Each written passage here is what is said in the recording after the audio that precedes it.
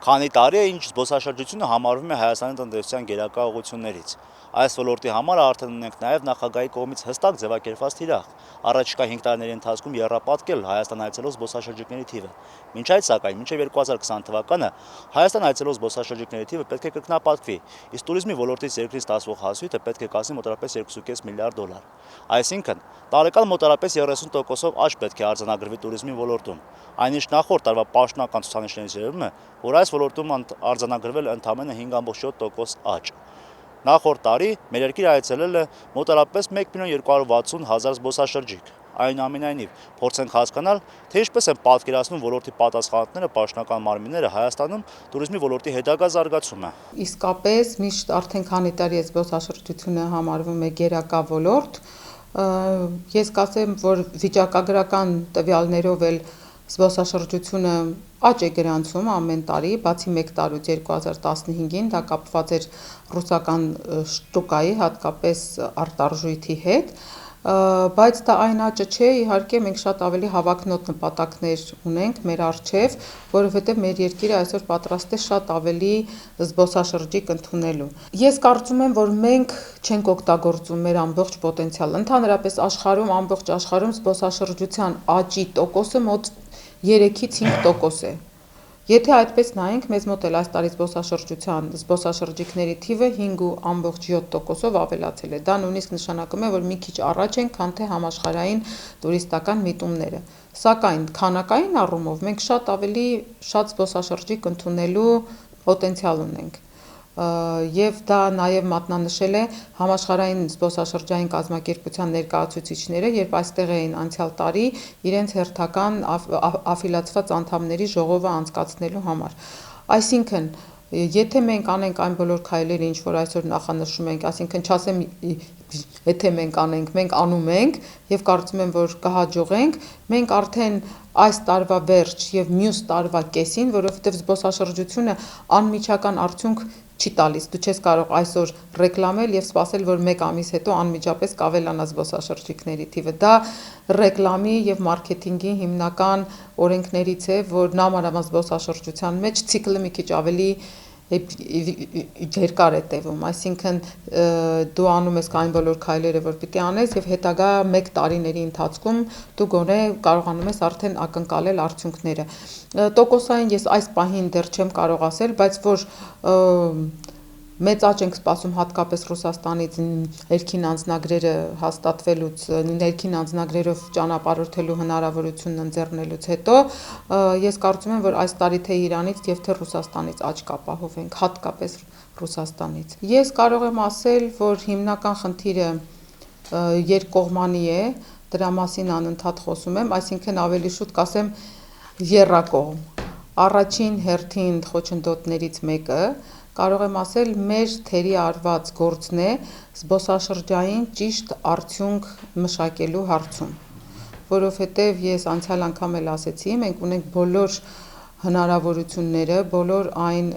եւ մշակութային ժառանգություն, եւ հետաքրքիր բնություն, եւ մարդկային գործոն, այնինչ այսօր հետաքրքրում է զբոսաշրջիկին, ունենք հետաքրքիր քաղաք, ունենք զվարճանքի վայրեր, կարող եմ ասել ամեն ինչ կա, սակայն այդ ամենից մենք չենք կարողացել ստեղծել զբոսաշրջային արդյունք եւ հատկապես զբոսաշրջային արդյունք անհատ ճանապարհորդի համար, այստեղ հատկապես ուզում եմ նշել, ստեղծելու գործընթացում ենք մշակելու առաջին հերթին զբոսաշրջային արդյունքը, ելնելով թե աշխարհագրական ռազմավարությունից եւ թե մեր ունեցած գրավչությունների ռազմավարությունից։ Այդ առաջին էտապը, երկրորդ էտապը արդեն դա աշխարհին ներկայացնելն է, ներկայացնելու տարբեր ձևեր կան, սկսած ցուցահանդեսներին մասնակցելուց, որ մենք արել ենք այս քանի տարիների ընթացքում արվել է, ժուրնալիստների այցեր կազմակերպելուց, բլոգերների այցեր կազմակերպելուց, մեր թիրախային շուկաներում շնորհանդեսներ կազմակերպելուց եւ դա միայն Հայաստանի այսինքն այստեղ մենք խոսում ենք 5 զգայարանների մասին, երբ մենք աշխարհին ուզում ենք նամանավան թիրախային շուկաներին Հայաստանը ներկայացնել, այստեղ մենք պետք է ներկայացնենք թե մեր ուտելիքը, թե համն ու հոտը, թե մեր գինին, թե մեր կոնյակը, թե մեր հետաքրքիր մրգերի ծողիները, այսինքն թե պարը, թե երգը, ինքը մի ամբողջական այսպես ռազմավարություն է, որ ամեն երկրում Հայաստանը ոչ թե ներկայանում է միայն նկարներով եւ պատկերներով, այլ ներկայանում է իր ամբողջ ներկապնակով։ Ուրեմն հավասարության այս երկու կողմը արդյունք եւ արդյունքի ներկայացում։ Եվ երրորդ կողմը, որը շատ մեծ աշխատանք է պահանջում, եւ սա միայն իհարկե զբոսաշրջության կոմիտեի գործառույթը չէ, եւ մենք աշխատում ենք բոլոր գերատեսչությունների, միջազգային կազմակերպությունների, դոնոր կազմակերպությունների, դա ենթակառուցվածքներն են, որը առաջին հարցը այսօր որ բարձրացնում են հենց լրագրողները եւ նույնիսկ սովորական, այսինքն քաղաքացիները կարող է մեկի հետ խոսեմ եւ առաջինը բարձրացնեն եւ զուգարանների հարցը, եւ ճանապարհների հարցը, եւ նշանների հարցը, սրանք հարցեր են, որոնք միայն մեկ գերատեսչության կողմից լուծելու չեն, սրանք ազգային պետական կարևորություն ունեցող հարցեր են եւ կարող եմ ասել, որ մենք այսօր լծվել ենք նաև այդ գործին։ Ամենևին չցանկանալով համեմատվել որևէ մեկի հետ, այնուամենայնիվ բերենք հարևան Վրաստանի օրինակը, որը նախորդ տարի ընդունել է մոտավորապես 2.7 միլիոն զբոսաշրջիկ, իսկ զբոսաշրջության ոլորտից Վրաստանը ստացել է ավելի քան 2 միլիարդ դոլար եկամուտ։ Բայց այստեղ պետք է շեշտել մի փաստ, հանգամանք։ Հարևան երկիրը արտասահմանում իր գովազդի եւ Վրաստանը ներկայացնելու վրա ծախսել է մոտավորապես 8.8 միլիոն դոլար ըստ վրացական պաշտոնական աղբյուրների։ Այնինչ Հայաստանում туриզմի ոլորտին պետական հատկացումները ամբողջությամբ կազմել են մոտավորապես 100 միլիոն դրամ, կամ որին է մոտավորապես 200,000 դոլար։ Փաստերն ինքնին խոսուն են։ Փորձենք հասկանալ, թե մասնագետները ինչպես են պատկերացնում այս ոլորտի զարգացումը, ինչ խնդիրներ են տեսնում եւ ինչ լուծումներ են առաջարկում։ Այսօր ամենակարևոր խնդիրներից մեկը ես կուզեի, չնայած խնդիրները շատ են, դա կադրային խնդիրն է։ Այսօր ես կարող եմ ասել 80-ից ավելի տոկոս Հայաստանում туриզմում եւ սպասարկման ոլորտում աշխատում են մարդիկ, որոնք ունեն մասնագիտական կրթություն։ Եվ ամենակարևորը չկան այդ կադրային հարցերի լուծումը, որը մեզ հնարավորություն կտար նոր տուրիստական ապրանք ստեղծենք մենք այն մարդկանց համար, որոնք այցելում են։ Մեր երկրում բավականին լավ դրական աշխատանքներ կան, գործեր կան եւ եթե դուք վերցնեք հիմնականում բոլորը ներկայացնում են նույն երթուղիները, նույն հուշարձաններ, բայց այնինչ որ կատարվել է երկրում, կատարվում է, ինչ ծրագրեր կան, ինչ նորություններ կան, ինչ նորարարություններ կան, չի արվում, ինչի համար, որովհետև այն ով աշխատում է, իրենք էլ տեղյակ չեն դրանից, ոչ էլ ուզում են հետաքրքրվեն։ Այսօր պետք է չխոսենք Վրաստանի մասին, չխոսենք իրենք այսքան գումար են ծախսում, մենք հանգիստ 1-2 տարում մեր գովազդի համար, туриզմի ներկայացնելու աշխարհին ավելի շատ գումար կարող ենք ծախսել։ Բիզնեսը ինքը պետք է փողը վաստակի, ու այդ փողից իրեն հատկացում կլինի, եթե բյուջեին փող լինի туриզմից, պետությունը կասի խնդրեմ, էլի աշխատեք, լավ աշխատեք։ Երկու ցուցանիշով ես ասացի պետք է գնահատվի туриզմը։ Որքան գումար է բյուջե մտել туриզմի գործունեությունից տարվա ընթացքում եւ որքան աշխատատեղեր է ստեղծվել։ Այսօր պետք է մենք իմանանք, որ երկրների հետ աշխատենք թիրախային դոնոր երկրների հետ։ Ամբողջ աշխարհի հետ չեն կարող մենք աշխատել, պետք է մենք կոնկրետ մեկի հետ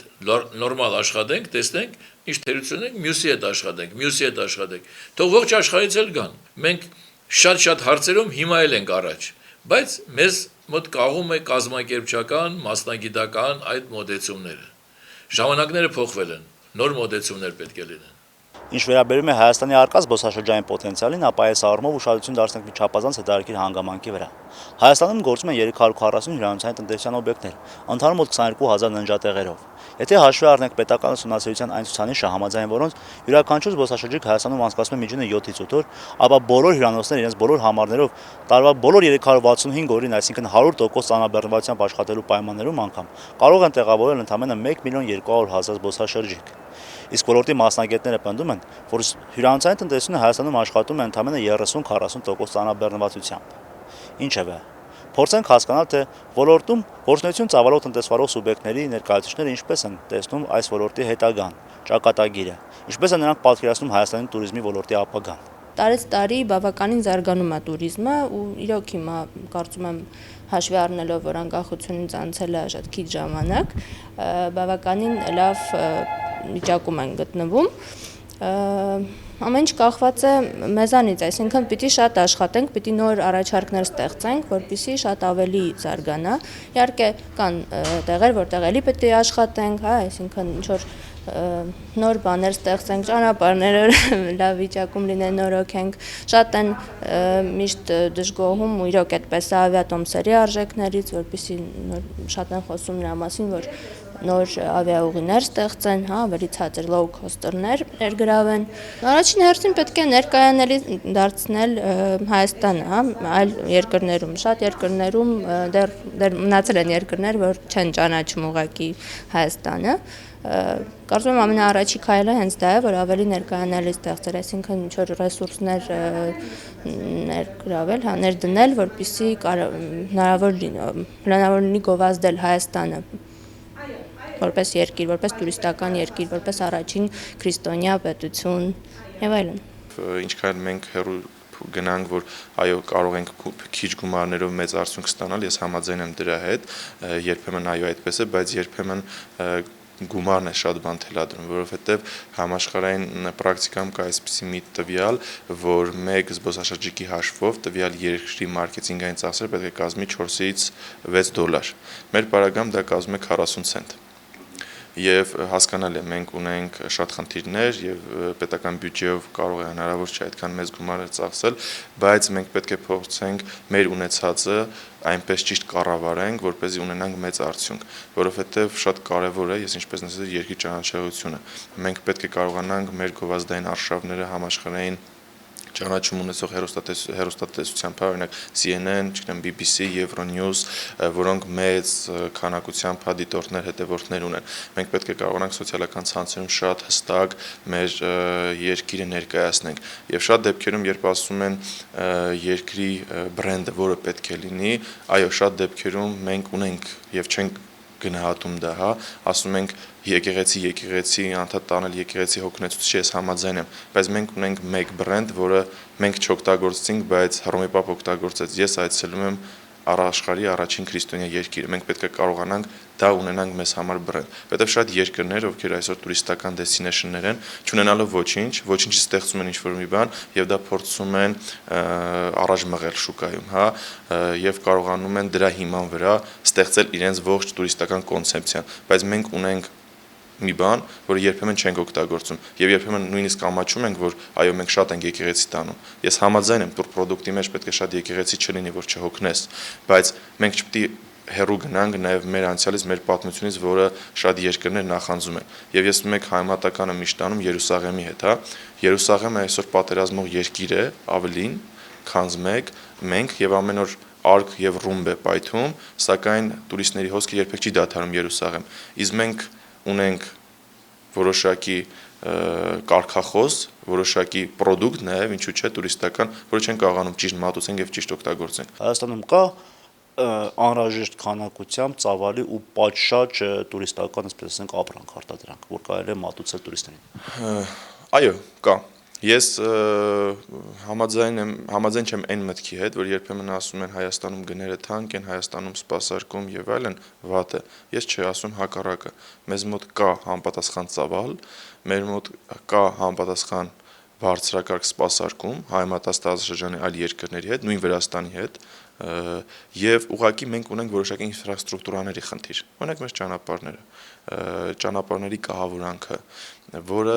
բնականաբար խնդիր է եւ երբ որ դու զբոսաշրջիկին տանում ես A կետից B կետ եւ այդ A կետից B կետը տեղափոխման ամբողջ process-ը ուղեկցվում է որոշակի փոսերով եւ որոշակի անհարմարություններով, բնականաբար մեզ մոտ խմբակային տուրիստները դրանք միջինից բարձր հասակի տուրիստներն են, որոնց համար անհարմարություն է։ Ես առաջինը սա կուզենամ առանձնացնել։ Երկրորդը ինդիվիդուալ տուրիստի համար բավականին քիչ են ցուցանակները, վահանակները, որոնք ուղղություններ ցույց տան, երբ որ ինդիվիդուալ տուրիստը կարող է իր համար, որովհետև նույնիսկ ինքը կարող է զբոսաշրջային ընկերությունով չի գալիս, բայց ինքը գումար է թողում եւ ինքը նորից զբոսաշրջիկ է եւ մտնում է այդ ամբողջ ինդուստրիայի մեջ։ Իր համար կան որոշակի բարդություն է։ Եվ երրորդ խումբը, որ կուզեի ասեմ, որոշակի խնդիր կա տեսարժան վայրերի բարեկարգման հետ։ Մենք տանում ենք երբեմն եկեղեցիներ, բայց եկեղեցիների շրջակայքում թափված է աղբիկույտ։ Երբեմն կան տեսարժան վայրեր, որտեղ տարական հիգիենայի խնդիրներ չեն կարող։ Բիզնեսը պետք է գնա դեպի պետության հետ համագործակցության, այսինքն վերցնել տեսարժան վայրում, ստեղծել որոշակի ինֆրաստրուկտուրաներ, ինչու՞ չէ սննդի օբյեկտներ, բայց որը չպետք է աղճատի, աղավաղի ամբողջ կոլորիտը, որոշակի հեռավորության վրա, որտեղ զբոսաշրջիկը կարող է իր մեկ գավաթ սուրճ ըմպել, որոշակի ուտելիք համտեսել եւ շարունակել իր հետագա ճանապարհորդությունը։ Այս այլ է խնդիր։ Այսինքն մենք խնդիր ունենք ինֆրաստրուկտուրաների մակարդակով։ Ինչ վերաբերում է հյուրանոցներին, տրանսպորտային բազային, գիդերին եւ մնացած տուրպրոդուկտի մասերին, մենք բավականին բարձր մակարդակի վրա ենք գտնվում, այդտեղ մենք խնդիր չունենք։ Իսկ ինչ վերաբերում է ինֆրաստրուկտուրային, ես արդեն նշեցի։ Ամփոփելով մեկ անգամ եւս շեշտենք туриզմի ոլորտի կարեւորությունը առհասարակ ցանկացած երկրի համար, քանի որ այն օգնում է, որպեսզի ֆինանսական եկամուտները, կապիտալը ավելի հավասար բաշխվեն երկրի ամբողջ տարածքով, տարածքները ավելի համաչափ զարգանան, ընդհանուր երկրի ճանաչելիությունը ավելի բարձրանա եւ այլն իր բոլոր հնարավոր հետևանքներով։ Եվ եթե սրան գումարենք նաեւ այն հաշվարկները, համաձայն որոնց յուրաքանչյուր զբոսաշրջիկ մեր երկրում ծախսում է միջինը 750 ԱՄՆ դոլար գումար, ապա ակնհայտ է, թե որքան կարևոր է, որ Հայաստան հնարավորինս ավելի շատ զբոսաշրջիկներ այցելեն։